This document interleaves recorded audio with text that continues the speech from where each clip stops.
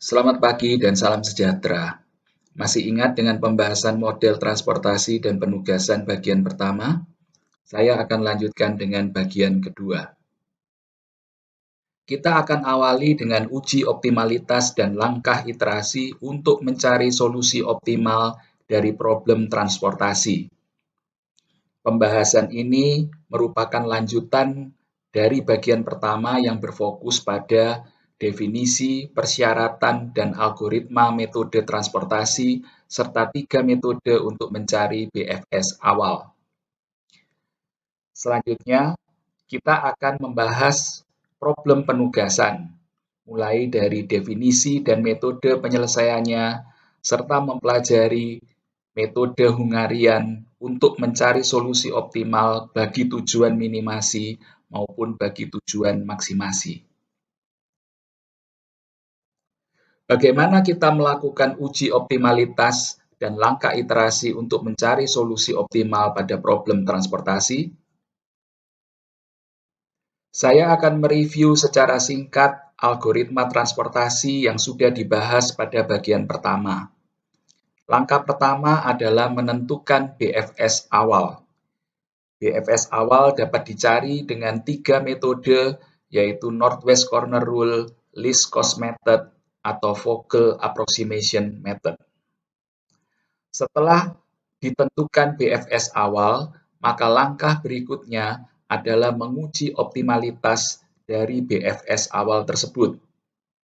Apabila BFS awal belum optimal, maka lanjutkan dengan mencari entering variabel dari antara seluruh variabel non-basic.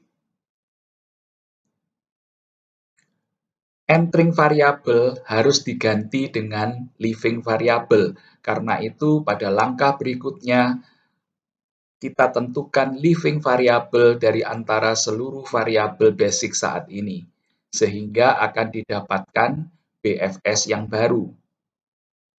Setelah menemukan BFS yang baru, maka kembali kita lakukan uji optimalitas. Jika kondisi tetap belum optimal, maka kita ulangi kembali dengan mencari entering variabel dan leaving variabel untuk mendapatkan BFS yang baru.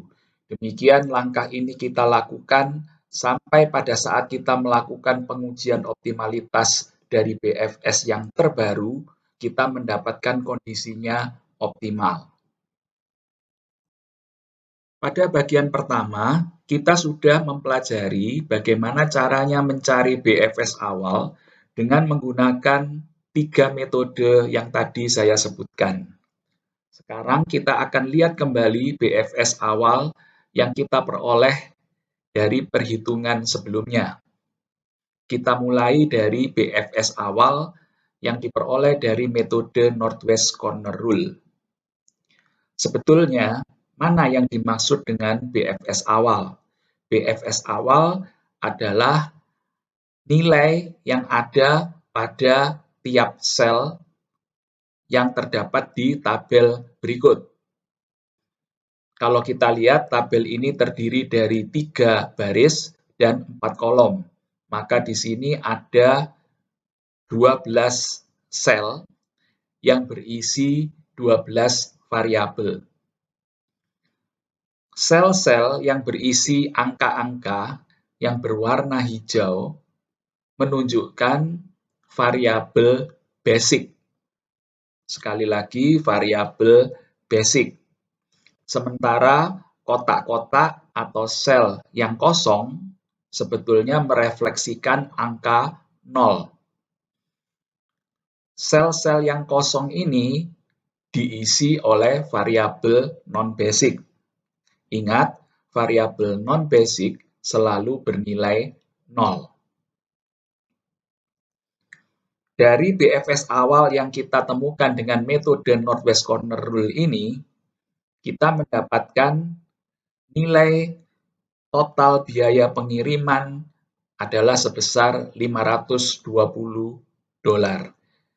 Dan kita belum mengetahui apakah BFS awal yang kita temukan ini sudah optimal atau belum, sampai nanti kita melakukan uji optimalitas. Hal menarik lainnya yang perlu kita perhatikan adalah kalau kita hitung jumlah variabel basic yang ada, kita akan mendapatkan ada 1, 2, 3, 4, 5, 6 variabel basic. Jumlah variabel basic pada setiap iterasi yang nanti kita lakukan akan selalu sama dengan banyaknya baris ditambah dengan banyaknya kolom dikurangi 1. Untuk kasus kita ini ada 3 baris, ada 4 kolom, 3 ditambah 4 dikurangi 1 sama dengan 6. Jadi ada 6 variabel basic. Berikutnya adalah BFS awal yang diperoleh dari metode least cost. Kita mendapatkan basic feasible solution-nya adalah sebagai berikut. Sama halnya seperti BFS awal yang diperoleh dari metode Northwest Corner Rule, kalau kita hitung jumlah variabel basic yang ada di sini adalah 1, 2, 3, 4, 5, 6. Atau sebanyak jumlah baris ditambah jumlah kolom dikurangi 1.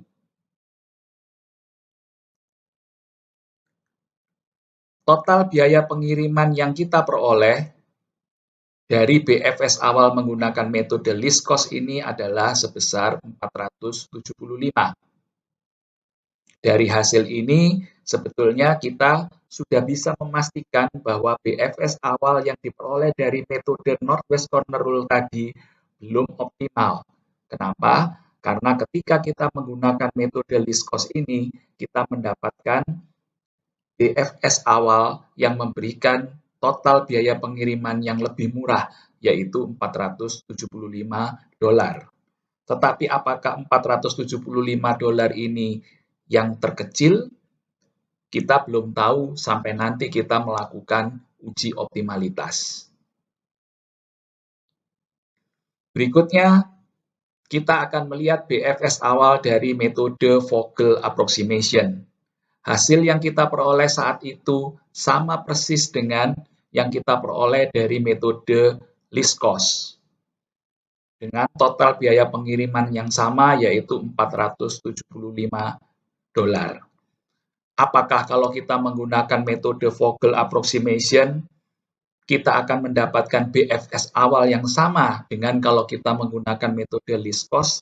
Tentu saja belum tentu. Di sini hanya terjadi kasus yang kebetulan. Seringkali kalau kita menggunakan metode Vogel Approximation, biasanya kita akan mendapatkan BFS awal yang lebih baik jika dibandingkan dengan metode-metode yang lain. Tetapi dalam kasus ini, sekali lagi, kebetulan nilainya sama dengan yang kita peroleh dari metode least cost. Sekarang kita akan mempelajari bagaimana caranya melakukan uji optimalitas terhadap basic feasible solution. Ada 3 langkah yang dapat kita tempuh untuk melakukan uji optimalitas. Saya akan menjelaskan langkah-langkah ini pada saat membahas contoh soal. Setelah uji optimalitas, kita bisa melanjutkan dengan langkah iterasi. Langkah iterasi dilakukan jika pada saat melakukan uji optimalitas, kita mendapatkan bahwa basic feasible solution belum optimal. Langkah iterasi terdiri dari 5 langkah.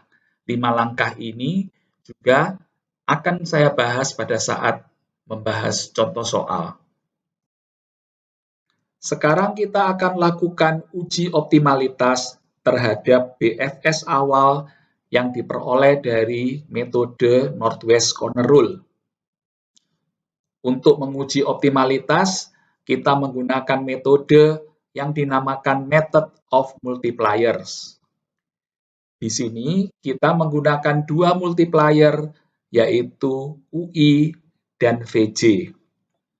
UI dikaitkan dengan banyaknya baris. Karena pada contoh ini ada 3 baris, maka kita memiliki U1, U2, dan U3. VJ dikaitkan dengan banyaknya kolom. Karena pada contoh ini ada 4 kolom, maka kita memiliki V1, V2, V3, dan V4. Sekarang kita akan melakukan langkah pertama dari uji optimalitas. Anda bisa melihat kembali langkah-langkah ini pada 2 slide sebelumnya. Langkah pertama adalah carilah nilai UI dan VJ pada semua variabel basic dengan persamaan CIJ sama dengan UI plus VJ. Saya ambil contoh salah satu variabel basic yang ada pada kotak 1A. Artinya, pada langkah pertama, kita diminta untuk menentukan berapa nilai U1 dan berapa nilai V1 dengan menggunakan persamaan CIJ, yaitu 10, sama dengan UI plus VJ. Karena tidak satupun nilai dari UI maupun VJ yang kita ketahui saat ini, maka kita harus memisalkan salah satu di antara nilai UI dan VJ. Pada contoh ini, saya memisalkan U2 sama dengan 0.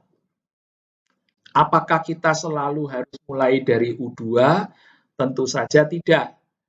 Anda bebas untuk memilih yang mau Anda misalkan. Boleh saja Anda memisalkan U1 atau memisalkan U3. Anda juga boleh memisalkan V1 atau V2, V3, atau V4. Yang penting, Anda harus memisalkan salah satu di antara UI atau VJ yang ada. Apakah angka yang dimisalkan harus 0? Tidak juga. Anda bebas menggunakan angka berapapun. Tetapi saya menggunakan angka 0 di sini untuk memudahkan kita di dalam melakukan perhitungan. Sekarang kita akan melakukan perhitungan terhadap nilai-nilai UI dan VJ yang lain. Setelah ini, saya akan menentukan nilai V2. Dari mana nilai V2 kita dapatkan? Kita lihat kotak 2B yang berisi variabel basic. Maka berarti CIJ sama dengan UI plus VJ.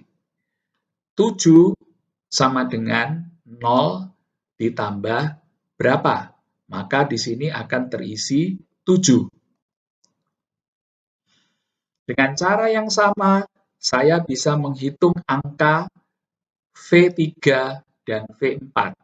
Contoh, misalkan untuk V3, saya peroleh dari 9 sama dengan 0 ditambah 9. Kemudian 20 saya peroleh dari 20 sama dengan 0 ditambah 20. Berikutnya, saya bisa menghitung nilai dari U1. Dari mana? Kita lihat kotak 1B yang berisi variabel basic. Maka berlaku 2 sama dengan berapa ditambah 7. Maka nilai U1 di sini adalah minus 5. Kemudian nilai dari U3. Kita lihat kotak 3D yang berisi variabel basic. Nilai U3 kita peroleh dari 18 sama dengan berapa ditambah 20. Maka kita akan memperoleh nilai minus 2 untuk U3. Terakhir, kita akan menentukan nilai V1. Maka kita lihat kotak 1A yang berisi variabel basic di sini. 10 sama dengan minus 5 ditambah berapa? Maka V1 kita dapatkan angka 15. Itulah langkah pertama dari uji optimalitas. Sekarang kita akan lanjutkan dengan langkah kedua. Langkah kedua adalah hitung nilai CIJ dikurangi UI dikurangi VJ untuk semua variabel non-basic. Ingat kembali, kotak-kotak kosong di sini, inilah yang berisi variabel non-basic. Anda diminta untuk menghitung pada semua variabel non-basic di sini, nilai dari CIJ dikurangi UI dikurangi VJ. Atau CIJ dikurangi jumlah UI dan VJ. Kita mulai dari kotak 1C yang berisi variabel non-basic. Kita hitung nilainya 20 dikurangi jumlah UI dan VJ yang bersangkutan, yaitu min 5 dan 9, atau 4. 20 dikurangi 4 adalah 16. Dengan cara yang sama, kita bisa menghitung nilai CIJ dikurangi jumlah UI dan VJ untuk variabel-variabel non-basic yang lain. Misalkan saja sekarang saya mau menghitung nilai pada kotak 3B. Maka 14 kita kurangi dengan jumlah UI dan VJ yang bersangkutan, yaitu minus 2 dan 7, atau 5. 14 dikurangi 5 sama dengan 9. Inilah langkah 2 dari uji optimalitas. Sekarang kita akan lihat langkah ketiga. Langkah ketiga, kita lakukan pengecekan pada kotak-kotak yang tadi berisi variabel non-basic yang barusan Anda tentukan nilai CIJ dikurangi jumlah UI dan VJ-nya tadi. Kalau ternyata Anda jumpai nilai CIJ dikurangi jumlah UI dan VJ yang bersangkutan pada variabel non-basic yang masih kurang dari 0 atau negatif, artinya BFS yang Anda uji belum optimal. Di sini ada 3 nilai negatif. Maka tentu saja BFS awal kita yang tadi kita uji, kita katakan belum optimal. Inilah langkah terakhir dari uji optimalitas. Karena hasilnya belum optimal, maka kita akan lanjutkan dengan langkah iterasi. Anda bisa melihat kembali langkah iterasi pada slide sebelumnya. Pada langkah iterasi, langkah pertama adalah menentukan entering variabel. Entering variabel adalah variabel non-basic yang berubah menjadi variabel basic. Karena itu, langkah pertama adalah tentukan entering variabel dari variabel non-basic yang nilai CIJ dikurangi jumlah UI dan VJ-nya paling negatif. Kita lihat kotak 3A yang berisi variabel non-basic, nilai CIJ dikurangi jumlah UI dan VJ-nya paling negatif, yaitu minus 9. Maka kotak 3A nanti akan berubah isinya dari variabel non-basic menjadi variabel basic atau yang kita sebut sebagai entering variabel. Setelah kita menentukan entering variabel, maka langkah kedua adalah kita mencari leaving variabel. Ingat, pada prinsip metode simplex, satu entering variabel harus diganti dengan satu leaving variabel. Leaving variabel adalah variabel basic yang berubah menjadi variabel non-basic. Sekarang kita akan cari leaving variabelnya.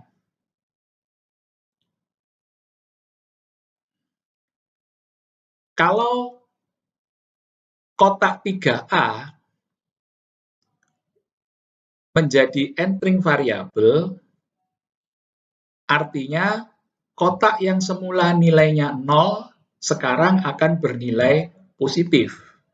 Dan kalau kotak ini bernilai positif, maka akan ada kotak-kotak di sekitarnya yang harus menyesuaikan supaya baik jumlah supply maupun jumlah demand tetap terjaga seperti asalnya.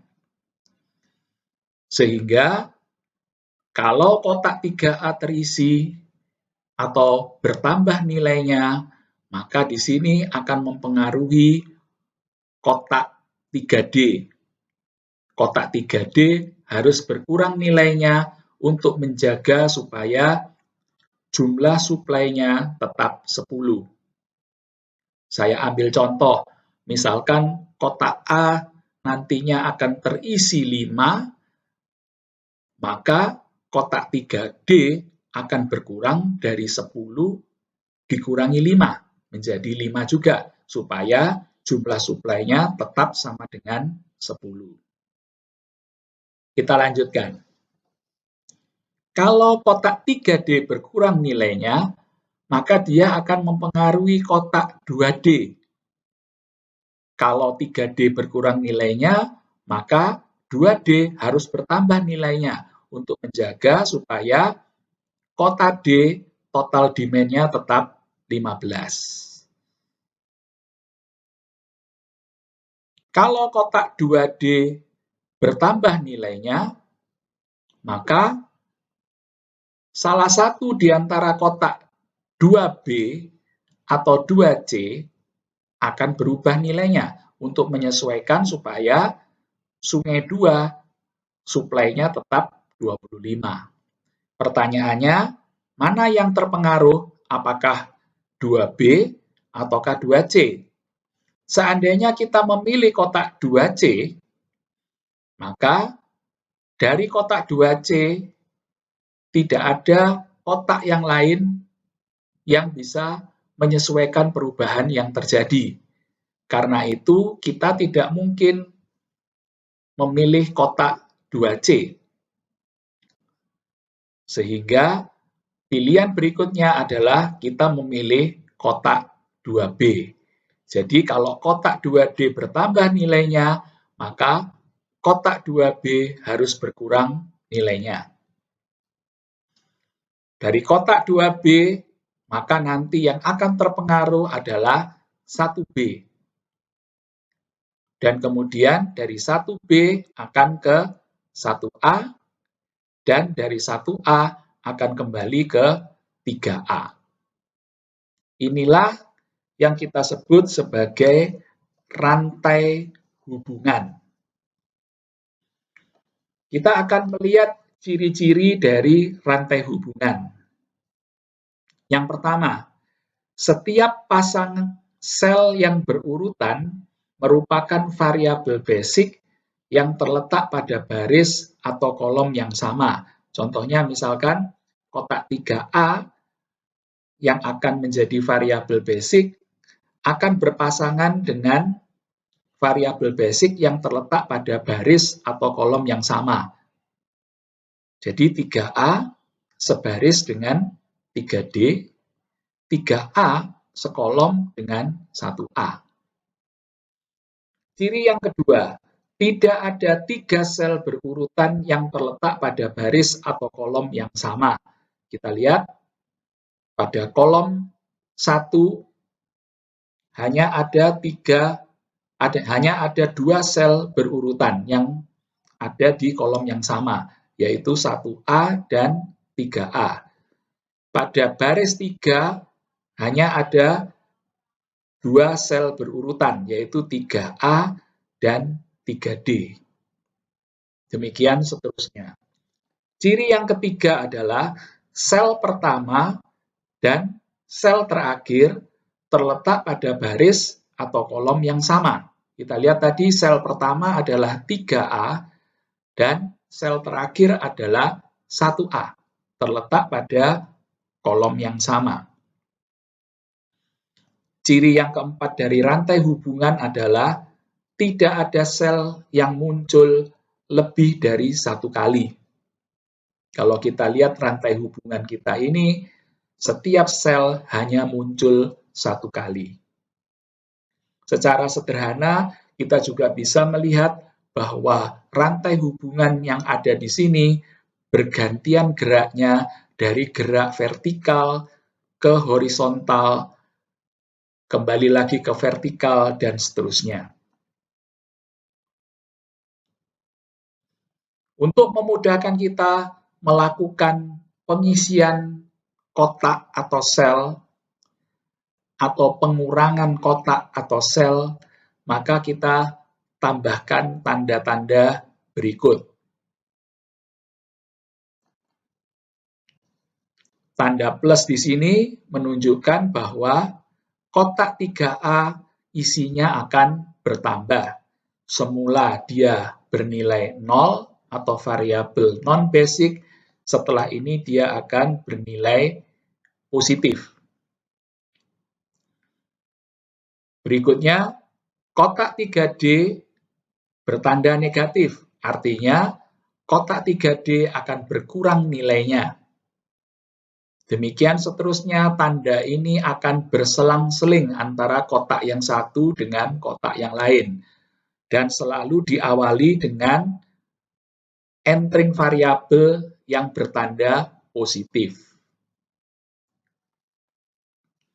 Pertanyaan berikutnya adalah, berapa angka yang akan mengisi sel 3A atau kotak 3A? Ketentuannya adalah Anda harus mencari nilai sel donor yang terkecil. Sel donor adalah kotak yang isinya akan berkurang. Di sini kita mempunyai 3 kandidat sel donor, yaitu 3D, 2B, dan 1A. Anda cari di antara 3 kandidat ini yang nilainya paling kecil. Yang nilainya paling kecil adalah 1A dan 2B, yaitu 5.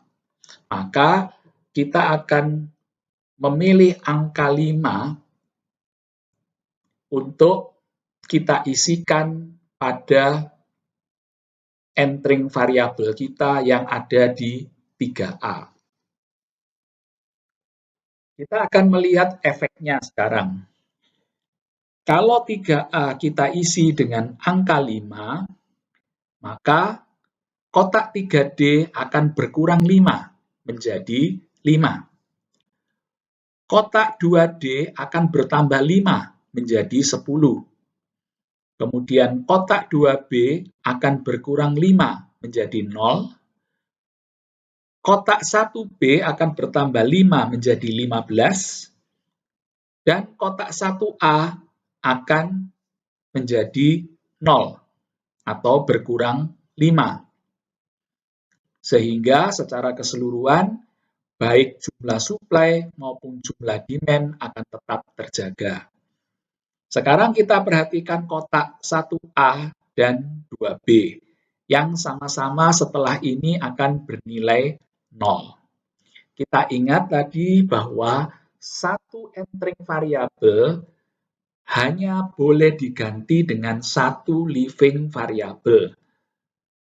Karena itu, kita harus memilih yang mau dijadikan leaving variabel apakah kotak 1A ataukah kotak 2B. Kita bebas menentukan. Yang penting hanya satu yang boleh menjadi leaving variabel. Dan yang satu lagi tetap kita pertahankan sebagai variabel basic. Meskipun nilainya sama dengan 0. Dalam kasus ini, misalkan saya memilih 1A, misalkan kita memilih kotak 1A menjadi leaving variable, maka kotak 2B harus kita tetap pertahankan sebagai variabel basic. Atau Anda dapat melakukan hal sebaliknya, yaitu Anda memilih kotak 2B sebagai leaving variable, maka kotak 1A harus Anda pertahankan sebagai variabel basic.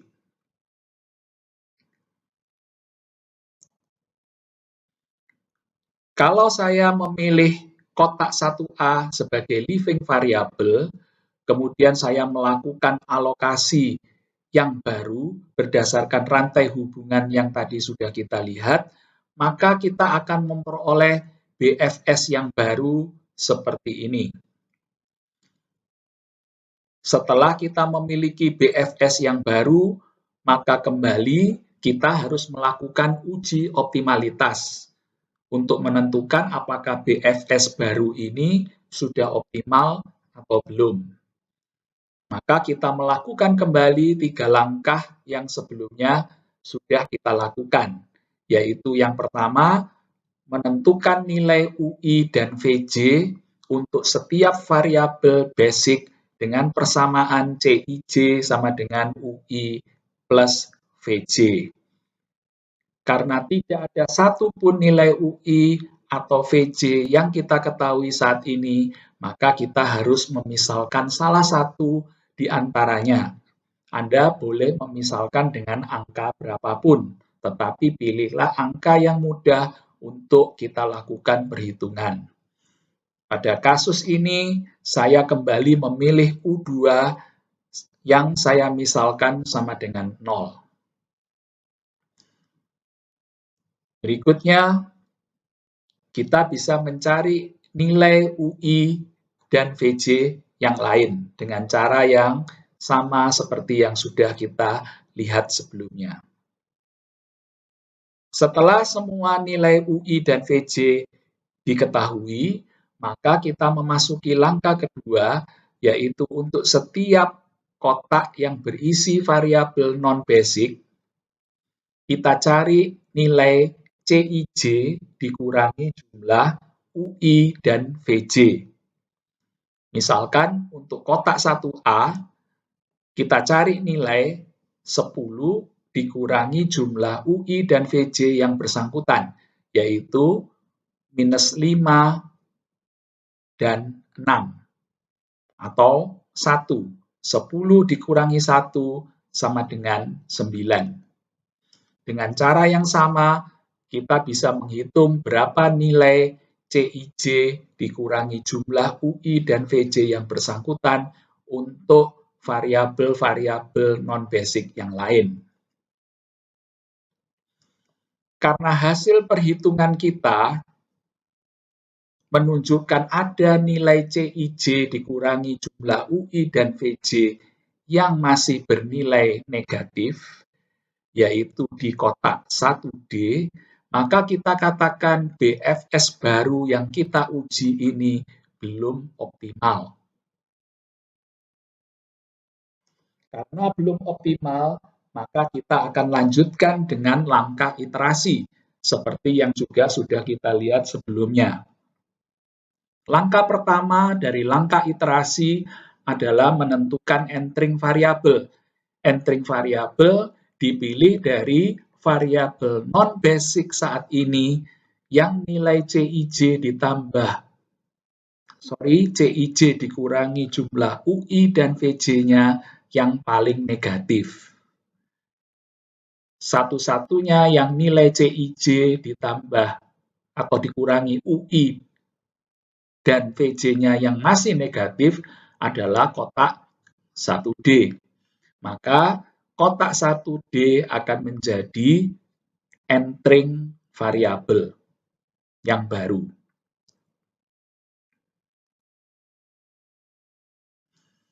Setelah kita menentukan entering variabel, maka kita akan lanjutkan dengan menentukan leaving variabel. Untuk menentukan leaving variabel, maka kita harus membuat rantai hubungan. Artinya, ada kotak-kotak yang akan bertambah nilainya, ada kotak-kotak yang akan berkurang nilainya. Kita gunakan prinsip yang tadi sudah dijelaskan untuk menentukan rantai hubungan. Dalam hal ini, rantai hubungannya adalah sebagai berikut.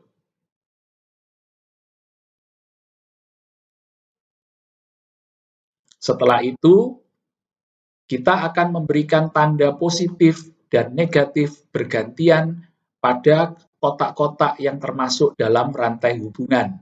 Kita mulai dari kotak entering variabel harus bertanda positif. Kemudian diikuti dengan pasangannya harus bertanda negatif. Demikian seterusnya berselang-seling.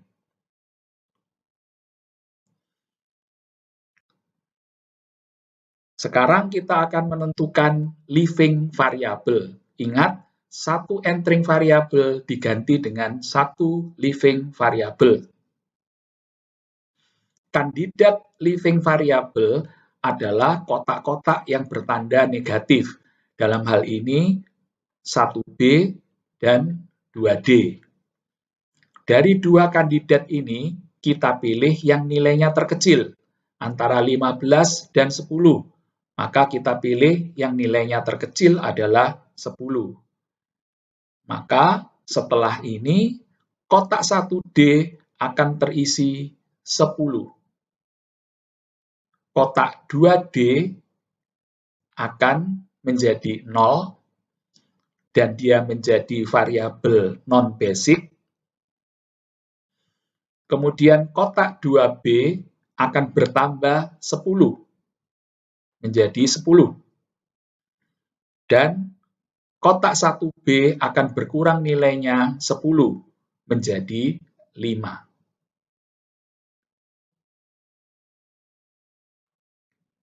Inilah BFS baru yang kita peroleh. Kalau kita perhatikan, jumlah variabel basic yang ada tetap sebanyak 6. Seperti yang telah saya jelaskan sebelumnya, bahwa jumlah variabel basic harus sama dengan banyaknya baris, ditambah banyaknya kolom, dikurangi 1. Untuk kasus kita ini, 3 ditambah 4 dikurangi 1 sama dengan 6. Setelah kita memperoleh BFS yang baru, maka kita lakukan kembali uji optimalitas.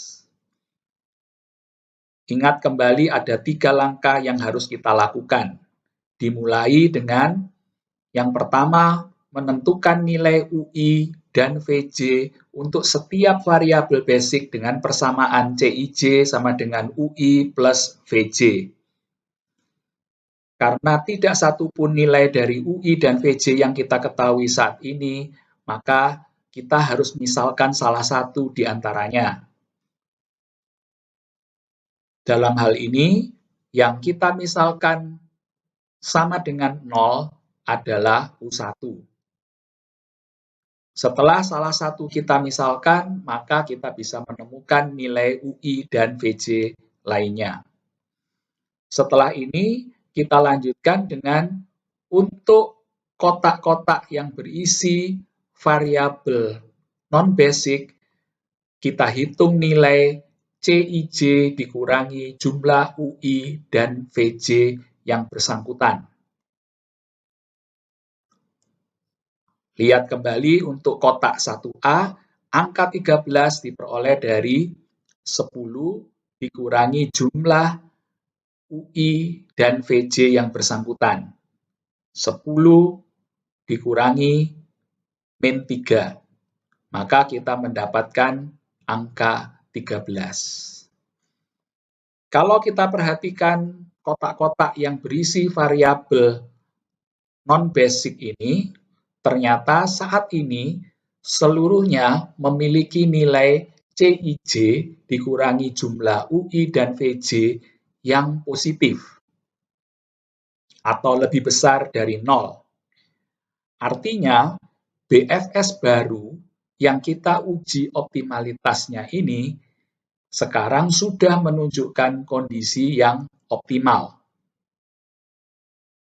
Setelah kita memastikan bahwa kondisinya optimal, maka sekarang kita akan menghitung berapa besarnya total biaya pengiriman yang optimal. Total biaya pengiriman kita peroleh dari 5 kali 2 plus 10 kali 11 plus 10 kali 7 plus 15 kali 9 plus 5 kali 4 plus 5 kali 18 atau sebesar $435. Ingat kembali bahwa BFS awal kita memiliki total biaya pengiriman $520. Sementara pada kondisi optimal kita memperoleh total biaya pengiriman sebesar $435. Inilah akhir dari pembahasan mengenai metode transportasi. Kita akan awali dengan uji optimalitas dan langkah iterasi untuk mencari solusi optimal dari problem transportasi.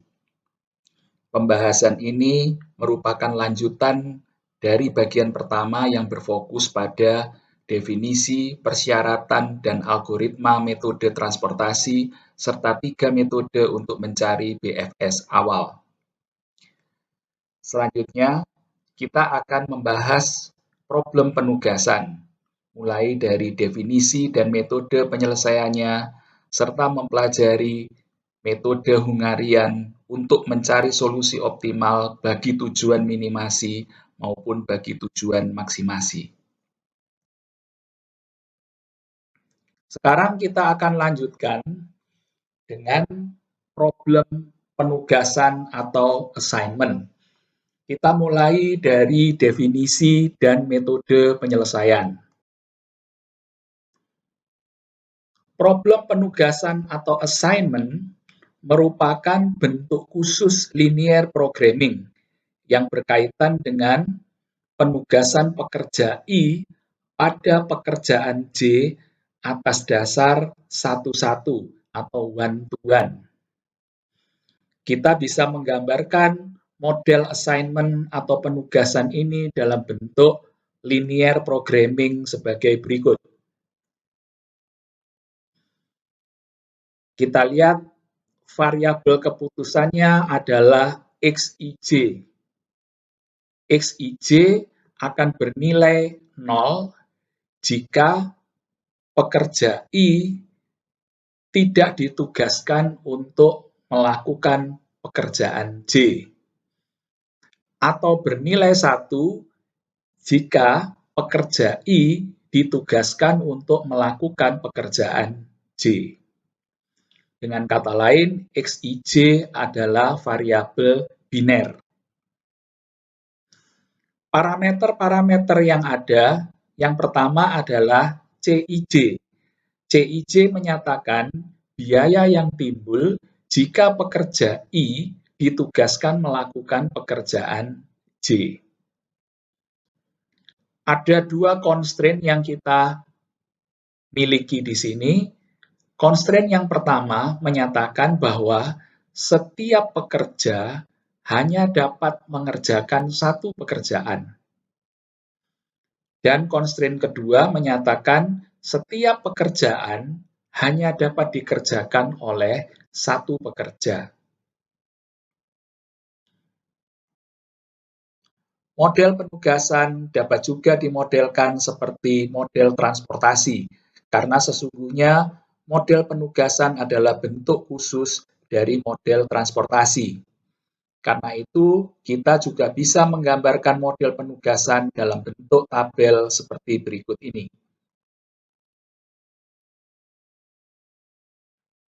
Ada N pekerja yang harus dipasangkan dengan N pekerjaan atau tugas yang ada.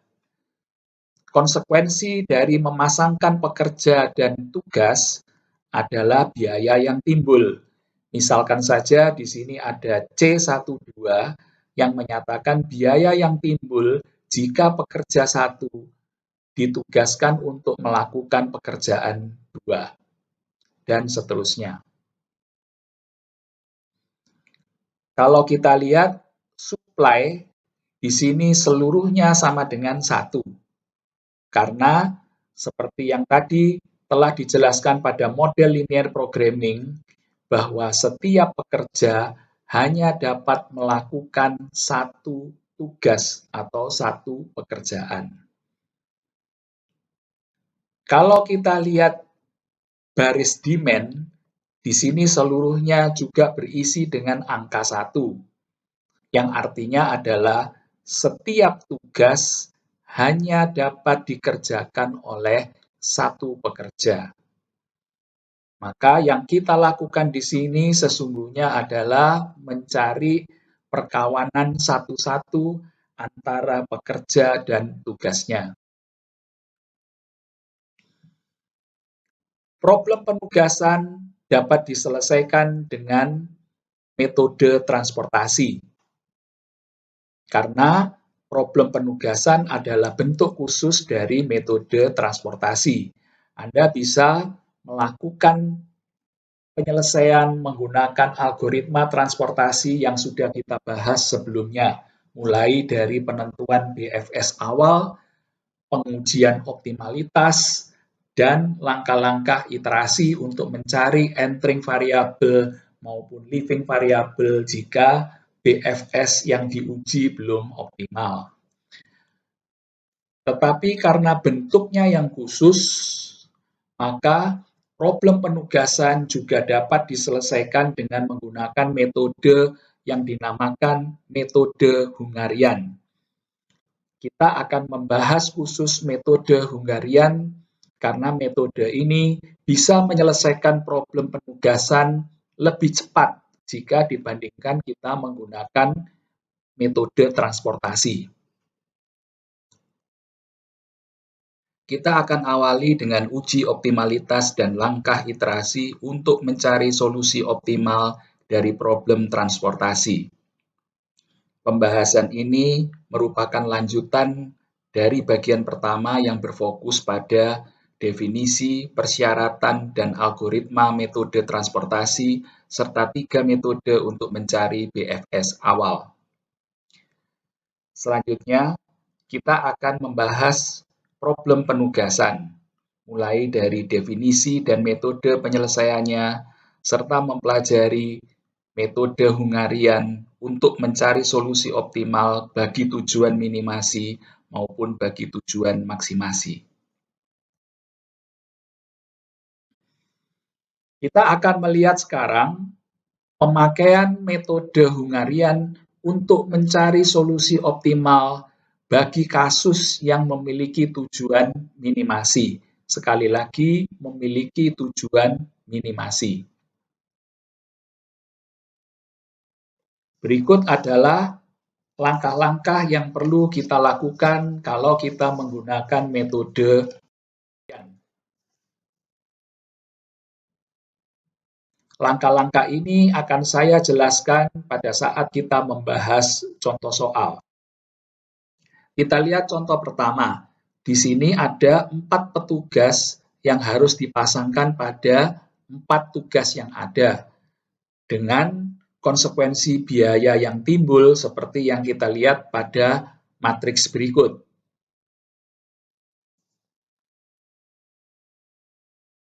Kita lakukan langkah pertama. Dari matriks biaya ini, pilihlah elemen terkecil pada setiap baris dan kurangkan elemen tersebut dari setiap elemen pada baris yang bersangkutan. Oke, kita cari sekarang elemen terkecil dari tiap-tiap baris. Baris pertama, elemen terkecilnya adalah 15. Baris kedua, elemen terkecilnya adalah 14, dan seterusnya. Setelah kita memperoleh elemen terkecil dari masing-masing baris ini, kemudian kita lakukan pada setiap baris, kita kurangkan elemen terkecil ini dari elemen-elemen yang lain.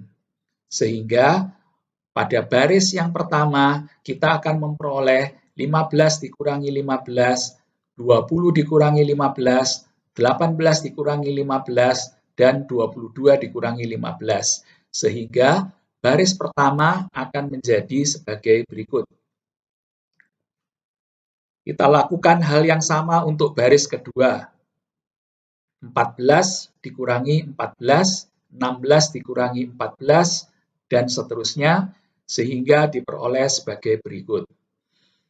Dengan cara yang sama, kita bisa melakukan hal tersebut untuk baris ketiga dan baris keempat.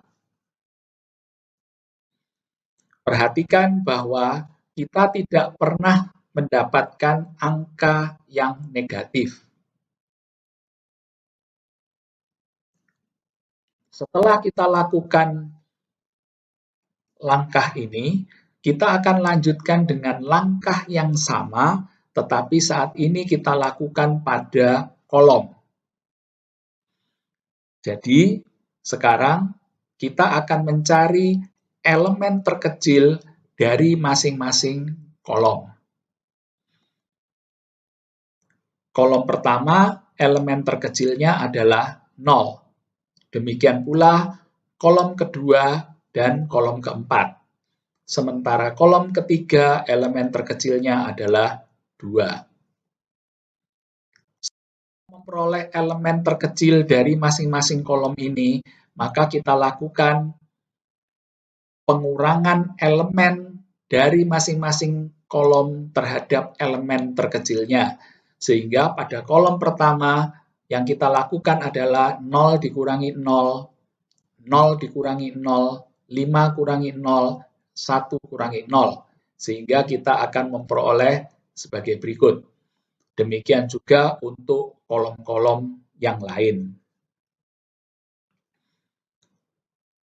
Berikutnya, pada matriks yang baru, matriks ini, Anda diminta untuk menarik garis horizontal dan vertikal yang melewati seluruh elemen 0.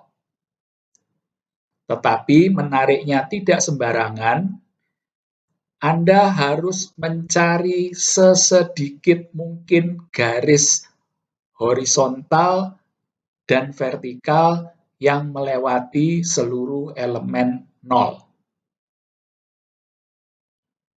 Jika jumlah garis sama dengan jumlah petugas atau jumlah tugasnya, maka dikatakan penugasan itu optimal.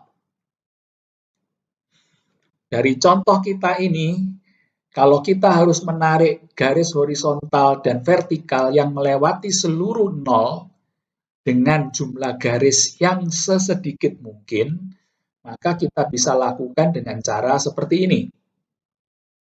Kita menggunakan 2 garis horizontal dan garis satu garis vertikal. Karena jumlah garis yang kita tarik tidak sama dengan banyaknya pekerja atau tugasnya, maka kita katakan kondisi ini belum optimal. Apa yang kita lakukan kalau belum optimal? Kita perhatikan kembali matriks biaya kita ini. Dari elemen-elemen yang tidak dilewati garis, elemen-elemen yang tidak dilewati garis adalah 5, 1, 7, 2, 5, 3. Anda pilih elemen terkecilnya. Maka elemen terkecilnya adalah 1. Berikutnya, kurangkan elemen terkecil ini dari angka-angka yang tidak kena garis. Maka yang kita lakukan adalah 5 kurangi 1, 1 kurangi 1, 7 kurangi 1, 2 dikurangi 1, 5 dikurangi 1, dan 3 dikurangi 1. Sehingga kita memperoleh angka seperti yang ada di matriks berikut.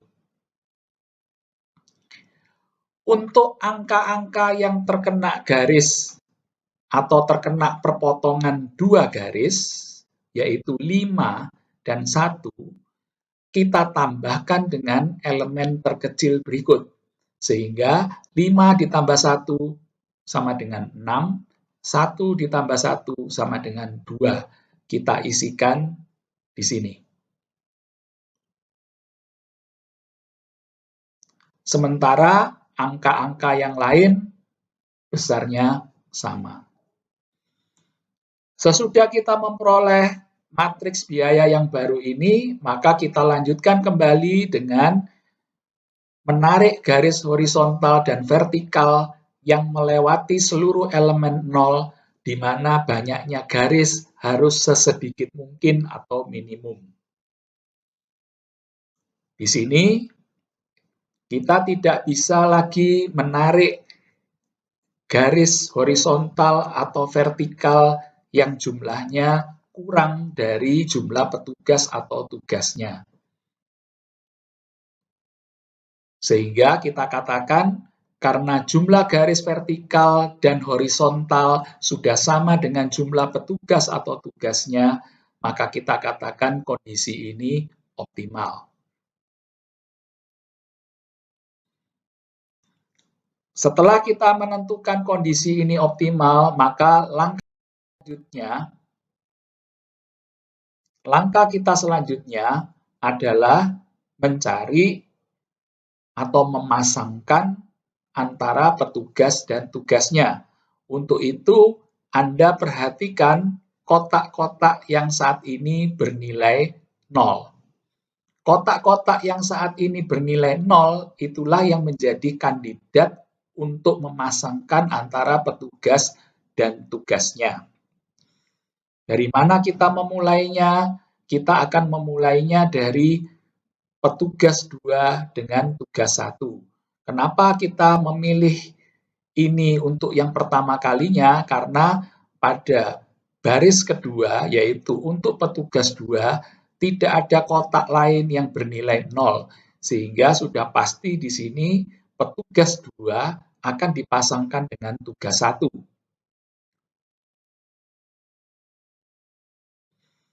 Berikutnya, kita akan lihat baris ke-1. Baris ke-1 ada 2 kotak yang bernilai 0, yaitu petugas 1, tugas 1, dan petugas 1, tugas 3. Kita tidak mungkin lagi memasangkan petugas 1 dengan tugas 1, karena tugas 1 sudah dikerjakan oleh petugas 2. Sehingga satu-satunya kemungkinan yang bisa kita ambil adalah memasangkan petugas 1 dengan tugas 3. Berikutnya, kita lihat petugas 4. Petugas 4 bisa dipasangkan dengan tugas 3 atau tugas 4. karena tugas 3 sudah dikerjakan oleh petugas 1, maka petugas 4 hanya bisa mengerjakan tugas 4.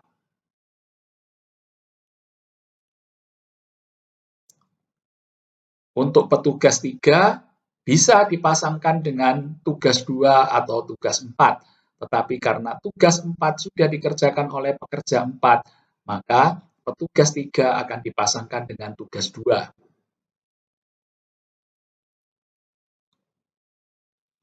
Setelah kita memasangkan petugas dan tugasnya, maka kita bisa menghitung berapa total biaya yang ditimbulkan dari pemasangan antara petugas dan tugasnya ini.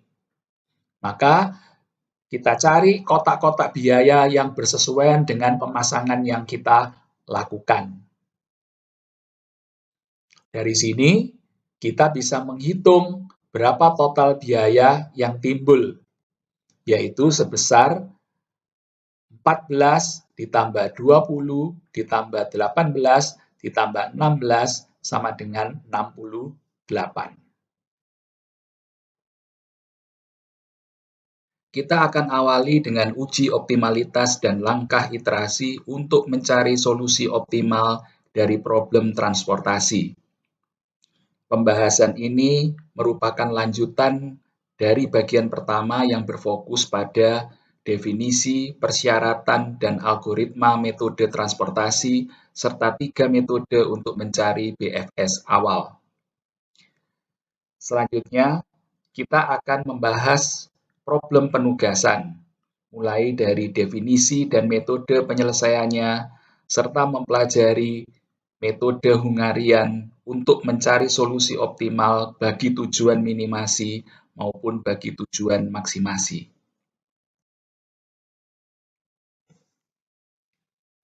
Bagaimana jika metode Hungarian ini digunakan untuk mencari solusi optimal untuk tujuan maksimasi?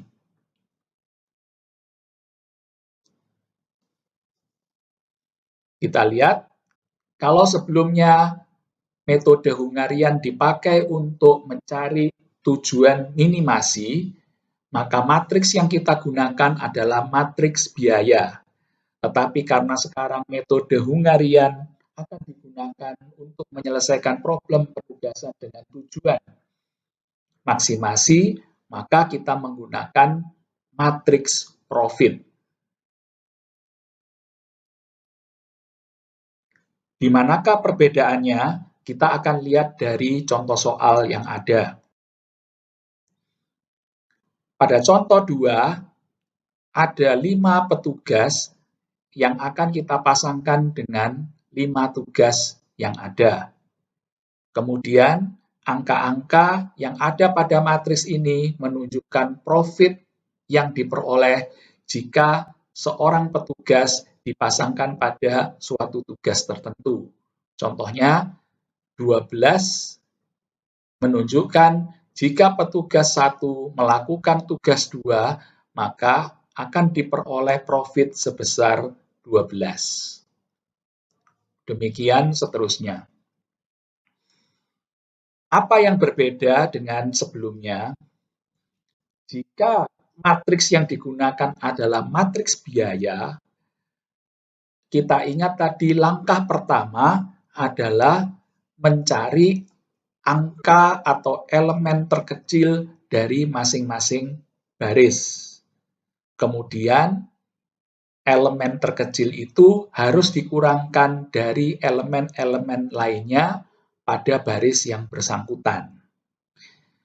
Pada problem maksimasi yang menggunakan matriks profit, langkah pertamanya adalah berkebalikan dengan pada problem minimasi.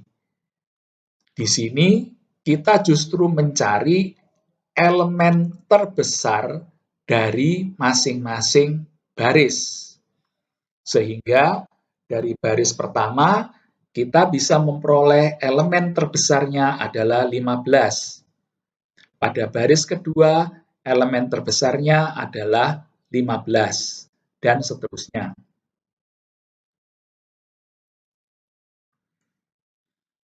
Sesudah kita memperoleh elemen terbesar dari masing-masing baris, maka langkah berikutnya adalah elemen terbesar ini kita kurangi dengan elemen-elemen lainnya pada baris yang bersangkutan.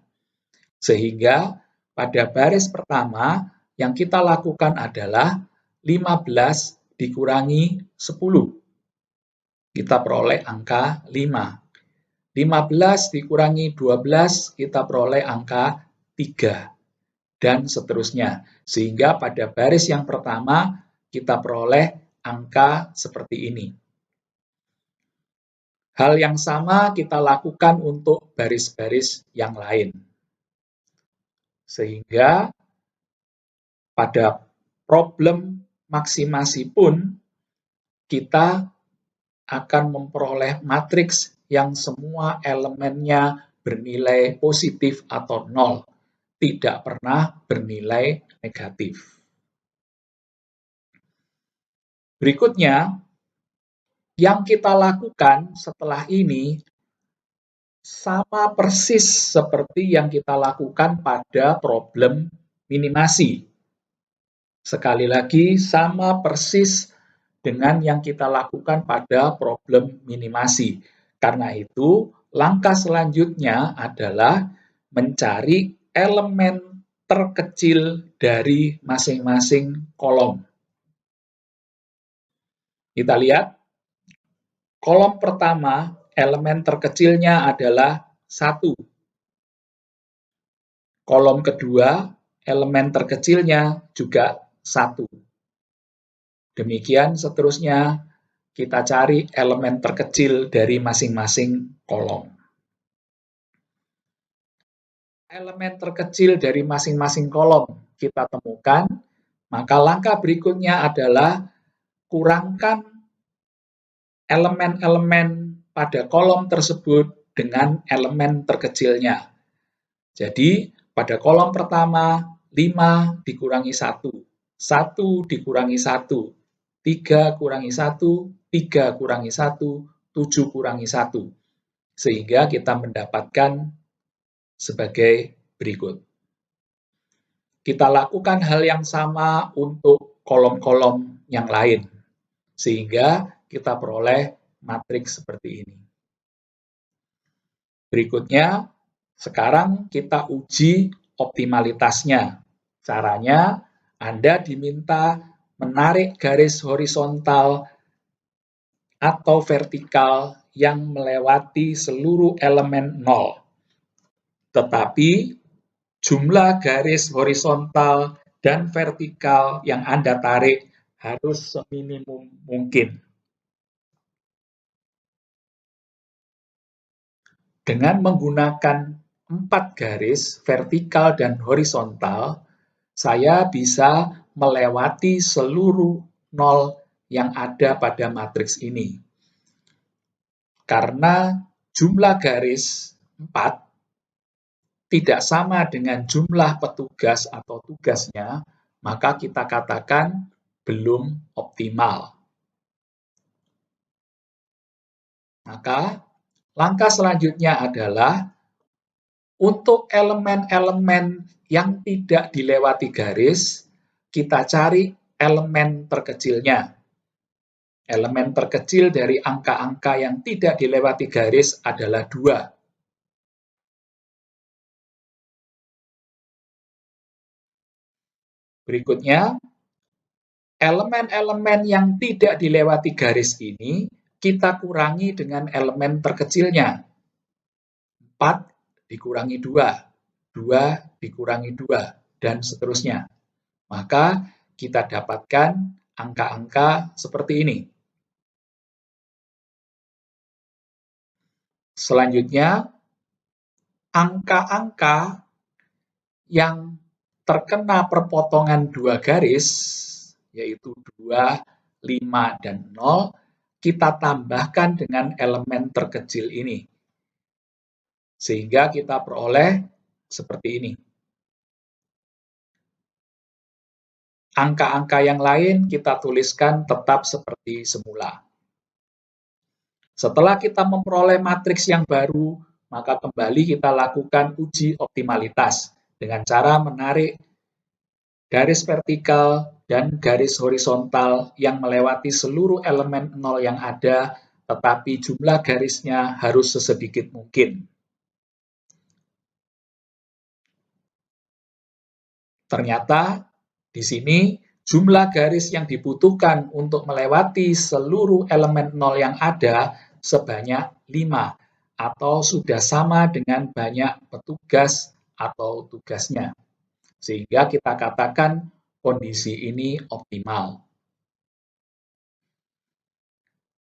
Kita memperoleh kondisi yang optimal, maka langkah berikutnya adalah memasangkan antara petugas dan tugasnya, di mana yang kita pasangkan atau kandidat yang kita pasangkan adalah kotak-kotak yang bernilai 0.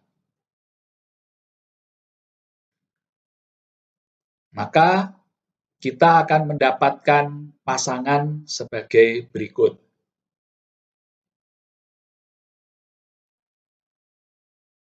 Setelah itu, kita bisa mencari berapa total profit yang dihasilkan.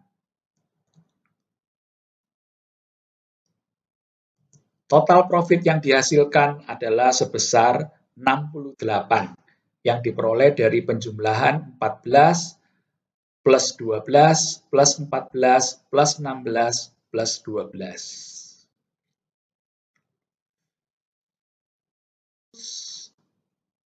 Yang sama, ternyata kita memperoleh dua alternatif solusi. Inilah alternatif yang kedua. Kalau kita hitung total profitnya, kita juga akan mendapatkan angka yang sama, yaitu 68. Inilah profit maksimal yang dihasilkan dari pemasangan petugas dan tugasnya. Demikianlah pembahasan mengenai problem penugasan. Dengan demikian, seluruh materi metode transportasi dan metode penugasan telah kita bahas. Terima kasih atas perhatian Anda semua. Kita akan awali dengan uji optimalitas dan langkah iterasi untuk mencari solusi optimal dari problem transportasi. Pembahasan ini merupakan lanjutan dari bagian pertama yang berfokus pada definisi, persyaratan, dan algoritma metode transportasi, serta 3 metode untuk mencari BFS awal. Selanjutnya, kita akan membahas problem penugasan, mulai dari definisi dan metode penyelesaiannya, serta mempelajari metode Hungarian untuk mencari solusi optimal bagi tujuan minimasi maupun bagi tujuan maksimasi.